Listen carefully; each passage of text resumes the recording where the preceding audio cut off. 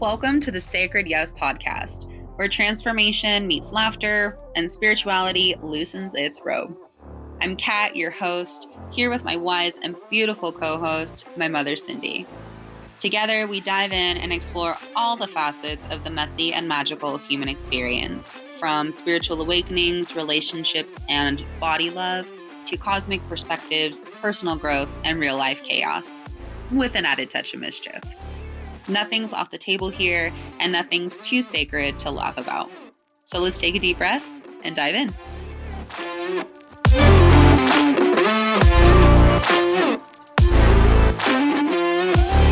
No, I'm starting at 1. All right, this is lovely. That was not me, that was you. That was energy. It was. Oh.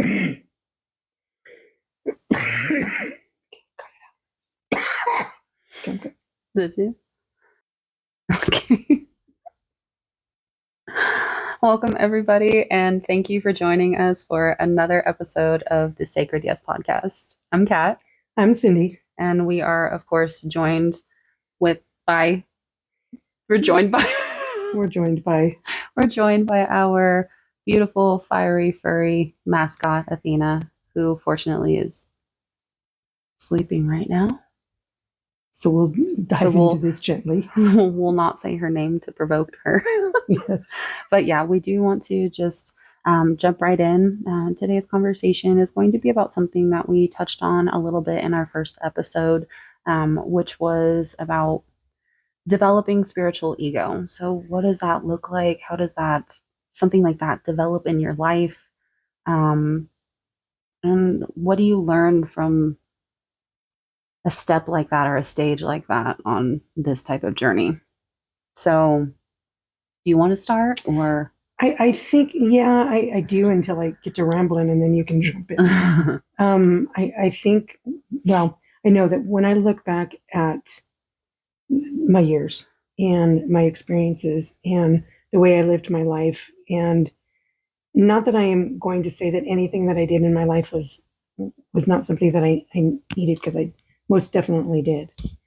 I think the thing that I look at is when I started on this, I was the type of person that lived in fear, real fear, because I drowned myself in crime stories and some really horrific stuff that I used to just take in on a daily basis. What stuff like that, for anybody who isn't familiar with it, that what that is doing is you're basically like feeding your nervous system's addiction, right? Your body's addiction to these things. It's like when you are raised in a specific environment, you are absorbing those energies, and then that's being reflected outward, and that's what you're bringing into your life. So it's like we do develop, like our bodies, our nervous systems develop this addiction to chaos, which is why, if you really sit back and look back at the relationships, the friendships,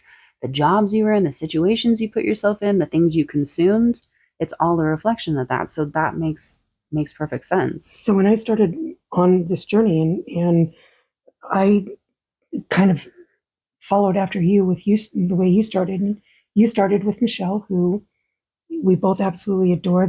She helped us tremendously to get started on this journey. And the first thing that I think I understood was releasing the traumas and releasing the energy that I had inside me. So when I started to see these things developing in a positive attitude, and I was getting rid of the life that I had lived before that was so chaotic, and I was finding that peace, I didn't want to let go of that. Yeah. And so everything that I used to do, listening to those podcasts, listening to the music, listening to whatever it was that just kept feeding that addiction that I had. When I started to see that these things were being released and I was feeling better, I was on a high. Yeah. And I did not want to do anything to jeopardize that, which was, for me, a positive way of thinking. And I was on that trajectory. So I'm not going to go back and say, no, that was was wrong. Yeah. But I was not going to allow myself to what I felt like was going backwards. So I was hanging on to that. I had to do, I felt like I had to do the meditations and I had to listen to anything inspirational. And I had to have my crystals and I had to have all that. And I needed to express it to everybody that would listen, and they would get that deer in the headlights glazed look on their face. Yeah. And it wasn't so much that I was just excited and I wanted everybody to feel what I felt, to the point where when I talked about it, I literally would shake. Yeah. Inside and outside. Yeah. And so there were some people in my life that could not wrap their heads around what I was doing and what I was thinking. And I know there were some people, friends, that I was just crazy. And that the stuff that I was talking about, the stuff that I experienced, they were looking at me like I was nuts. Yeah. I think when people are not ready for that perspective and it challenges their belief system, because that's exactly what it is. You know, it's a challenge of a belief system. Their ego is going to fight against it. Much like your ego felt like you needed those things to stay where you were at. Their egos are going to be like, she's off her fucking rocker. Yeah. Because it completely challenges that belief system.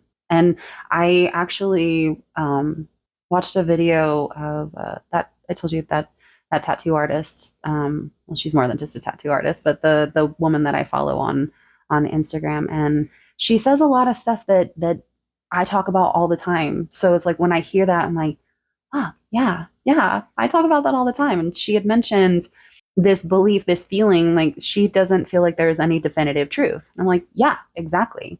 You know, when you break it down to like quantum physics, there's no definitive truth. It's a culmination of belief systems and opinions. And so everybody's truth is going to be individual to them. And that's subject to change. Right.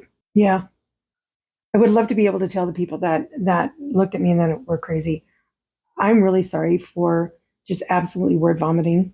Yeah. Because I know that some people left and didn't want to come back. And that hurts. But I also have to honor their journey. Yeah. And understand that they have their steps and their actions that they have to take. Right. And maybe the people that, you know, just were walked away because it was too much, maybe at some point they'll be able to see kind of where we were coming from and be able to say, hey, now I understand. Yeah. Now I understand. Well, and that's why I made the comment that I did, you know, when I said, well, did we push them away or was that just part of our process? You know, I mean, maybe it's both, you know, maybe us going through that was meant to push them away for a reason. You know, I think for me personally, when I stopped trying to figure things out, I just am a lot more relieved. Yeah. Because trying to figure everything out and why everybody's doing everything, I can't even wrap my head around my own journey. Yeah. So, let alone anybody else's. I do know that when I started to experience some of the changes that I was going through, it made sense. Yeah. You know, I've told you before that when I was younger, I got to experience some of that stuff with my mom. You know, we would talk about outer space and we talk about aliens and we talk about witchy things and scary things and all that kind of good stuff. And so when I started to experience changes in my life that incorporated some of that woo-woo stuff that that I grew up with, and I was actually seeing it and experiencing it, it was absolutely amazing. Yeah. And like anybody else who experiences something that gives them that feeling of joy, I didn't want to let go of that. Yeah. And I did not want to, I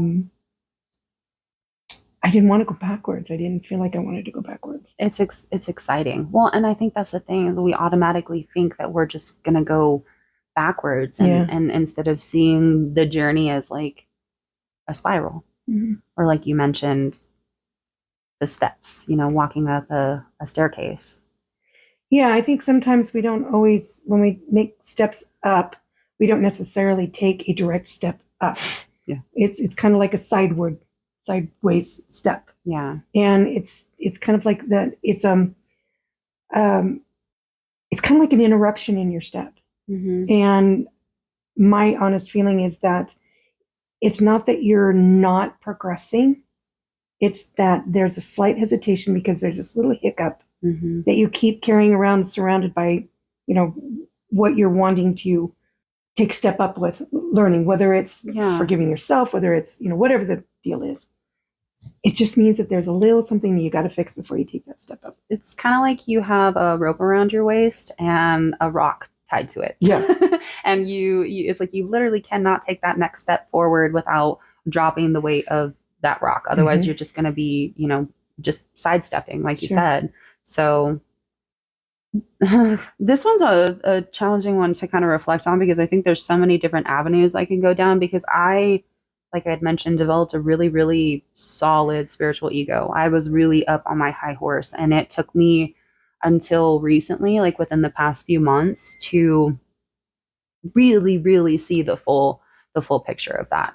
So I think that's what excites me about the podcast, is being able to spill our own tea, and be like raw and vulnerable, and kind of like call ourselves out and lay our own dirty laundry out, so that we're just like, hey, this is what human life is like when you're waking up from this slumber that you've been in. And it's just a matter of like reprogramming your entire freaking belief system. But it's jarring in it, and there's so many different steps that we're going to go on. And I think that's what it's been for us, is acknowledging that, okay, each one of these is a stage, it's a step, and acknowledging that like the only constant in this freaking universe is change. Yeah. If you can get comfortable with not controlling the situation, not having to know what's going on, and allowing change, holy shit, you're going to free yourself up. Yeah. So much. But I think, like you, because I was getting the validation for experiences that I had from the time I was a kid, on top of just everything else, even the new information. I was getting all this new information and still receiving validation externally for it. Right. So it was a lot. It was overwhelming, but like you, I was latching onto it. And I where my ego started coming in, it was the like, oh shit, you're not going to be successful.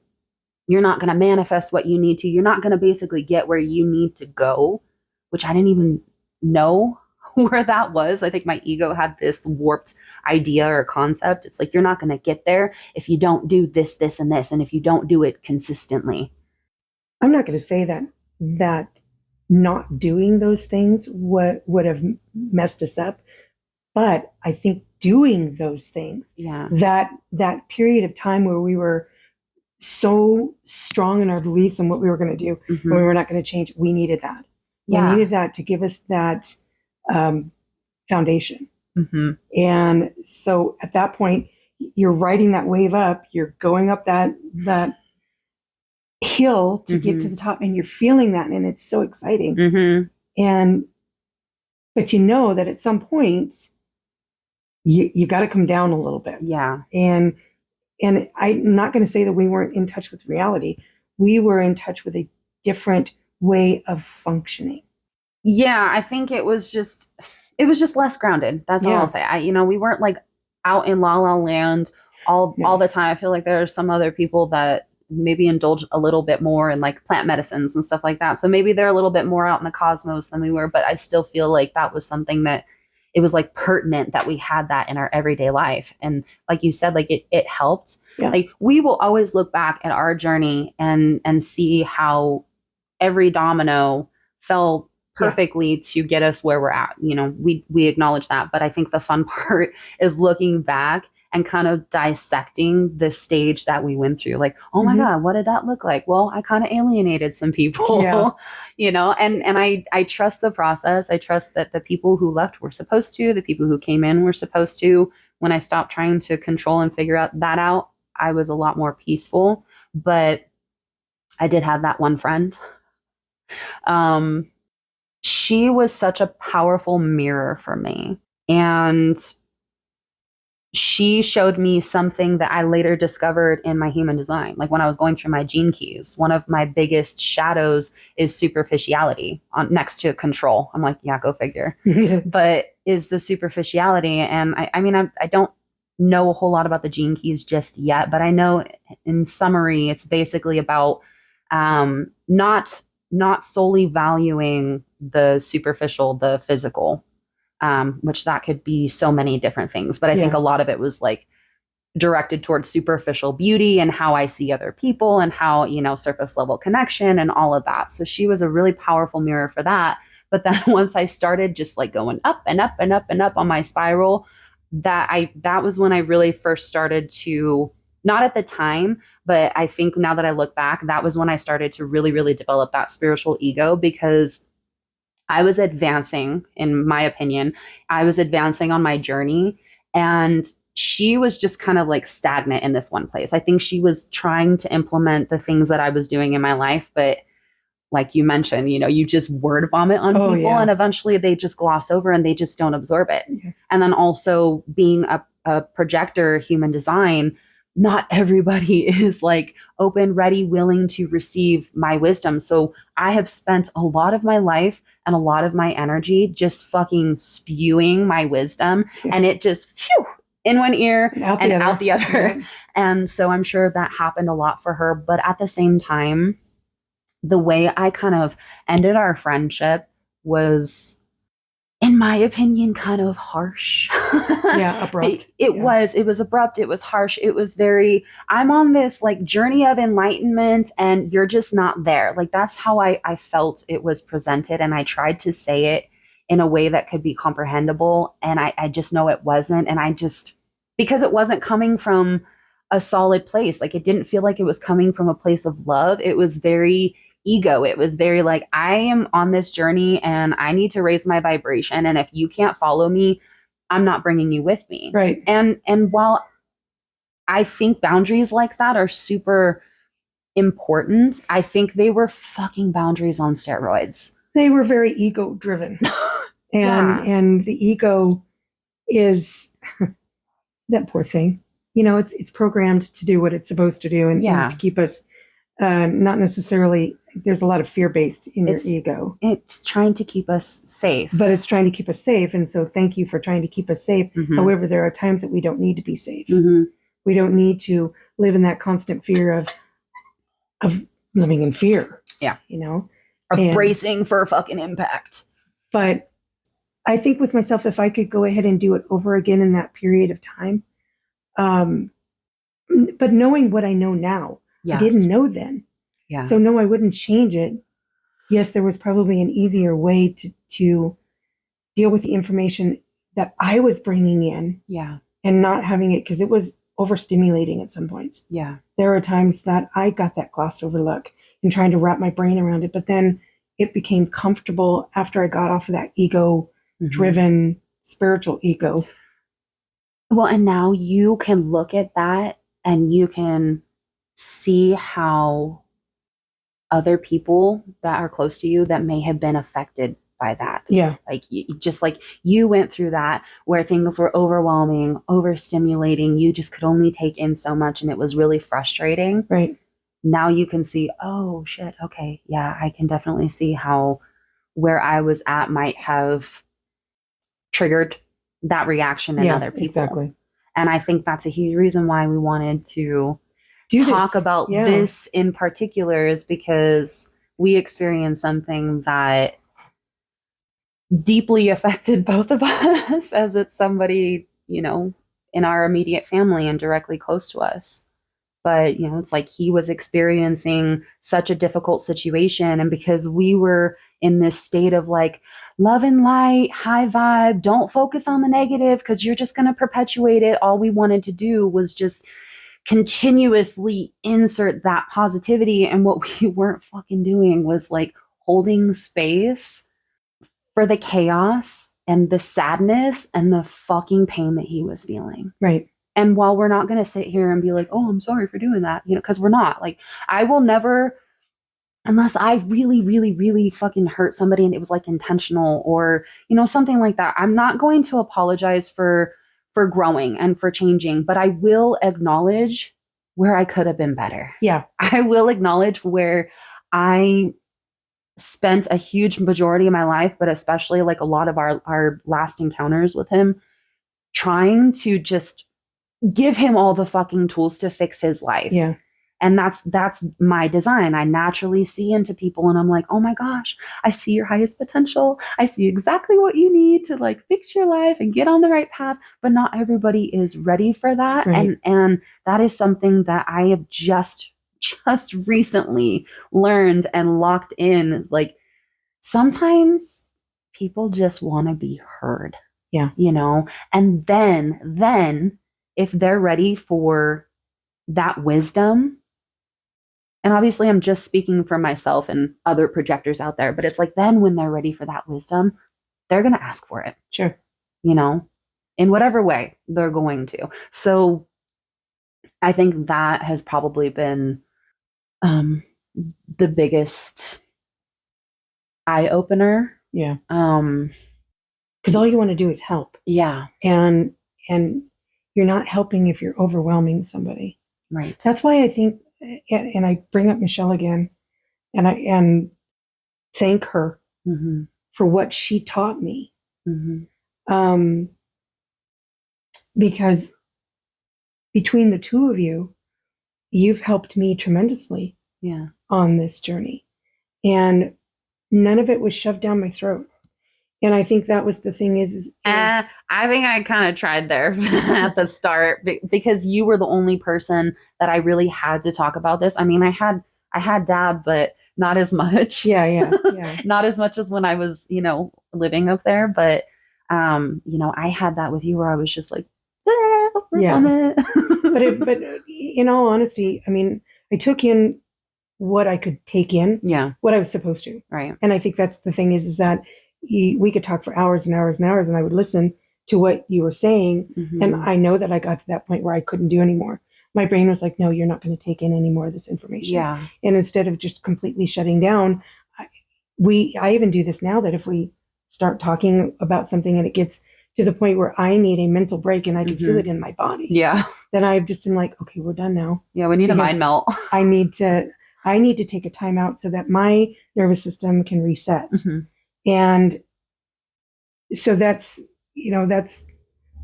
something that I've learned was being able to set up those boundaries. Mm-hmm. And so, yeah. I think that's what I like about being where we're at now is like, we went through that year, mostly it was like 2024. Yeah. We went through that spiritual high. We were chasing that because that's what we thought was right. And it guided us to where we needed to, but then we were brought back down. I'm sure 2025 was fuck for a lot of people. That's the only word I can say. It's like I think that's what it was for a lot of people, because when you dive into like the numerology, the astrology of it, it's like it was all pointing to massive endings, massive shakeup of everything. And then now we're in this stage of like, okay, we're ready. Now you get to be magically human. You were just trying to be magic, and then you were being really, really human, dealing with all of your freaking deep seated trauma and all of this shit, ancestral stuff, all of that. Now you get to integrate all of this beautiful wisdom and energy and magic, and whoa. I think that's where I am now is being able to enjoy it. Mm-hmm. And I love the way that I function. Mm-hmm. My next big step is obviously getting out of a corporate America. Yeah. And being able to hone in on what brings me joy. Yeah. And that brings me excitement. Mm-hmm. Big time excitement. It's a little very scary. It is very scary. Because it's that full energy from a tarot people. It's that full energy that, the step that you have to take before the new beginning. It's that leap of faith. And that is so scary for people who are programmed with lack, programmed with oh my God, I have to have 6 months of income before I quit my job. Yeah. You know how many successful freaking people out there have been like, dude, I had almost nothing. I had almost nothing, or I didn't have 6 months worth of income before I quit. I definitely didn't have that. Yes, I had you and have you as my safety net. But at the same time, I don't rely on you to pay all of my bills. Right. I am provided for in other ways. But it's just like that leap of faith is so scary, even though you know you're jumping into something that is perfectly meant for you. Right. You know? Right. So I guess I just want to kind of like wrap up with like, what'd you learn and gain from this stage or this step? Because I think it's important that people know, like I said before, change is constant. So these are just stages. They're just steps. Right. You know, I love that metaphor that I use about the waterfall. You know, the waterfall is off in a distance, and that's where all of your dreams come true. But you're so far away, and you have all of these boulders and steps that you have to take to get to the waterfall. Right. And as much as we would love to just like go gadget helicopter over to the over to the waterfall, you know, we have to take steps. Yeah, we do. And so sometimes you have a big boulder and that's like a whole ass stage. And sometimes it's a quicker step. And sometimes you need other people. You know, we've had I would consider them to be like very singular healing journeys. Like, yeah, we've healed together, but we haven't really relied on like coaches or anything like that. And so sometimes, yeah, there's like a big gap between this boulder and this boulder, and we need that assistance. And for us, that's like, okay, we're going to go to a full moon ceremony at the Holistic Wellness Center. Right. And we're going to get some, you know, some frequency healing with the sound bath, and we're going to go burn away the shit that we don't want in the fire ceremony, and, you know, sip cacao. And like, that's what we need. And I think a lot of that is also the community aspect. Very too. much so. But it's like, acknowledge that everything is a step. It's a stage. You don't have to do this alone, even if you're somebody that likes to do most of your work singularly. Right. So, yeah. What'd you learn? What'd you gain? What I gained was thanks. Honestly, I'm very, very thankful for everything that I went through, because I needed to, and I think I said this the last time, is that I felt like I was shown what my potential is, being so high up in that feeling, not necessarily egoic, and knowing that I can get back up to that feeling of, is it necessarily a high, or is it just a different way of looking at life and functioning? Yeah. But I wouldn't trade anything. Well, what did you get from this stage of spiritual ego? I don't know how to answer that. I don't. What did you get from it? I think a lot of it, just like with anything else that I experience, it's a level of awareness. Yeah. Now that I agree. I think that's what it is. Like you have gratitude for it because you gained that awareness, because you can look back at your life and be like, oh, yikes, I kind of sucked then. Yeah. Ooh, maybe. Oh, yikes. Okay. But like being able to do that with humility, being able to do that with love and compassion for yourself. You know, this isn't like a freaking a hate fest or a roast on who you used to be, because I think that's the beauty of the journey, is being able to actually heal from all of this stuff, a lot of which was not really our fault. And also be able to like take that wisdom, the tools and whatever, and apply it in the future and help others to apply that to their lives as well. Very much so. Very well said. Thank you. You did well. Thank you. So yeah, I think this was fantastic. And I think we can wrap it up here. Yep. That was a good one. I there's so much that you can talk about, and we do have so much more that we can talk about, but I think with me it's thanking myself for allowing myself to go through this. Yeah. And allowing myself to come out the other end. Right. And learning a new way of helping others if they want that help. Yeah. I can't be there to give people help that don't want it, but I'm also there whenever it is needed. You'll guide the horse to water, but I can't make them drink. Yeah. And so instead of saying to somebody, it's going to be okay, it's going to be okay, my feeling is, what can I do to help? Yeah. Is there anything that I can do to help in your life to make it a little bit easier? Yeah. I can't take everything away. But I see your pain. Yep. And I'm here if you need anything. I'm here if you need somebody to talk to. I'm here if you need a hug. I'm here if you just need somebody to hold space. And I think the thing is too, is that it can be lonely going through this.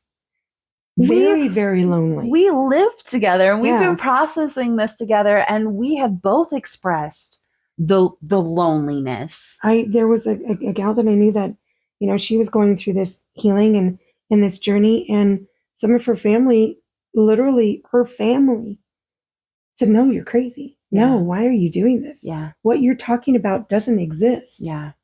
And so I think for being as a community, being there to like, you can do this. Mm-hmm. If we can help in any way, please let us know. And that's what a lot of people are going to need, because not everyone is as fortunate as we are to incarnate in the same family, to awaken at the same time. I mean, I have you, I have dad, I have my bonus mom, you know, and so many other people. But it's like to have immediate family like that is awakening with you. Yeah. That's rare. And Exactly. I've heard from so many people that it is so, our whole connection and our whole dynamic, our family dynamic is so not societal standard, but it's really beautiful and it's really powerful and really rare. And I feel like there are so many people out there that are the black sheep of their family. They are the black sheep of their friend group. Yeah. And so they need to hear, they need to know, hey, it's okay to remove yourself from these situations and from these people if that's what serves you. Yes, it's going to suck, and your ego is going to tell you that that you're a horrible person for backing away from your family, because family is everything, and you know, blood's thicker than water and all that other shit. Family is energy. Family is love. So knowing that it's safe, it's okay. Yeah, you can leave these things, these people, these places, all of these things in the past, and it might be a little lonely, but trust that the people that are aligned for you and the things, the opportunities, all of that is going to come in. Right. It's just like, you know, trusting that, and trusting that you can lean on community. Well, and maybe the people that walked away from you during your journey, it's just not their time, and they can most definitely come back. Yeah. And so what you're giving them is the opportunity to kind of watch how you grow. Yeah. And so they can go, okay, maybe that's what I need, or they can very well say, maybe that's not what I need. Right. And it's okay. It's like, okay. Take it or leave it, you know, and either way, no worries either way. Yeah. Yeah. I still love who you are. I still care about who you are. Am I going to give you my energy if you're not vibing? Yeah. I'm going to say that is your space. Mm-hmm. You live in the space that you want to live in. Right. And I respect that, and Mm-hmm. I honor it. Mm-hmm. And your journey is on regardless of what it is. Right. So yeah, I think that's kind of where I am is thank you for allowing me to go through this. And I do believe that things work out the way they're supposed to. Mm-hmm. Always. So anyhow. Beautiful. Yes. Right. Thank you. This was fun again. And we'll catch you guys in the next episode. Yep. Thank you all so much for tuning in with us today on the Sacred Yes podcast. And until next time, take care, my loves.